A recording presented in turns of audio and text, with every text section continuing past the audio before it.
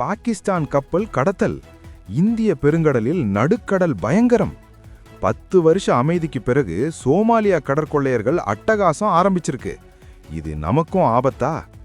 சோமாலியாவோட பெர்பரா துறைமுகத்திலிருந்து கிளம்பின ஒரு பிரம்மாண்ட கச்சா எண்ணெய் கப்பலை நடுக்கடல்ல வச்சு ஒரு மர்ம கும்பல் அதிரடியா கடத்தியிருக்காங்க.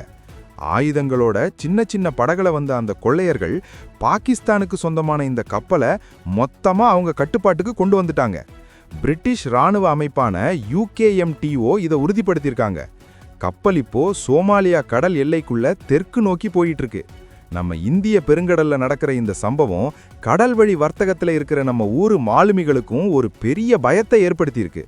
கப்பல்ல எத்தனை பேர் இருக்காங்க, அவங்க நிலைமை என்ன, எதுவுமே தெரியல. வழக்கமா சோமாலியா கொள்ளையர்கள் பணத்துக்காக தான் கடத்துவாங்க. ஆனா இப்போ வரைக்கும் அவங்க எந்த கோரிக்கையும் வைக்கல. அதுதான் இப்போ இருக்கிற மிகப்பெரிய திக் விஷயம். 10 வருஷமா அடங்கி இருந்த இந்த கொள்ளை கும்பல் இப்போ மறுபடி தலை தூக்குனது சர்வதேச கடற்படைகளுக்கே சவாலா மாறியிருக்கு.